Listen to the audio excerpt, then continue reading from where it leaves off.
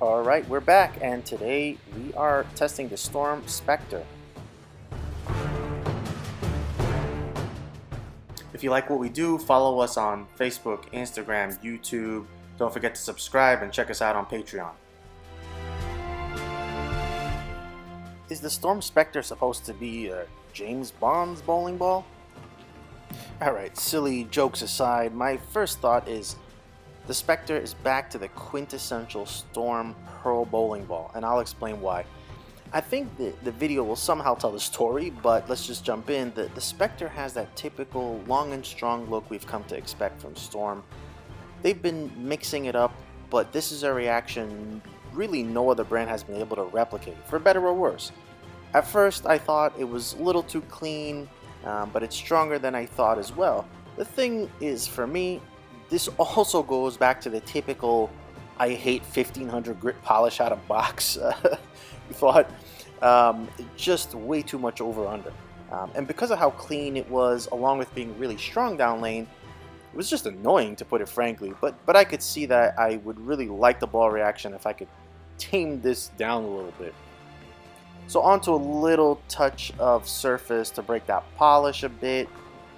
I could use a little more than I did, but you know, as it's not quite 4,000, but just enough to calm it down while still seeing the pop. Now, with the movement down lane that the Spectre has, I would say I probably didn't like my direct roll quite as much. Probably just a little too much work to get it to kind of even out. Then it comes into its own as you get close to the third arrow. It's just a gorgeous ball reaction that I like in the not so swirly dark color.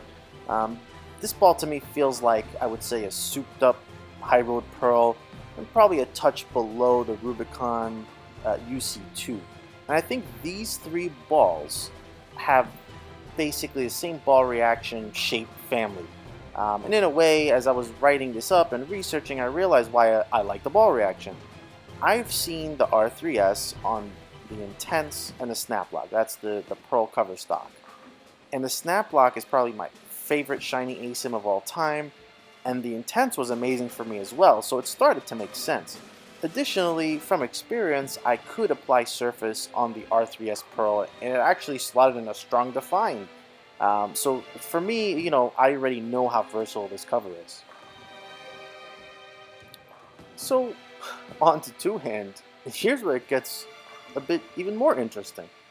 You would think such a sharp down lane reaction would be terrible for me with my style. On the contrary, I kind of the complete opposite. It was so easy to throw with phenomenal look and great carry. It was really clean and long through the middle, but also huge down lane, and that meant absolutely clobbering the pocket. Surprisingly, some balls that were totally out the window made it back as well, and I can see someone shooting huge numbers if they had this much miss room.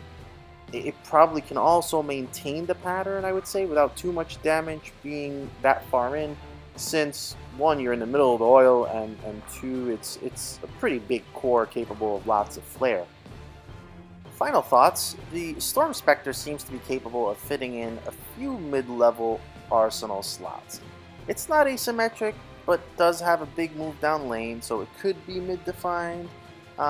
It could also be, I would say, mid-late for tweeners and strokers, where you have that sort of guaranteed move down lane.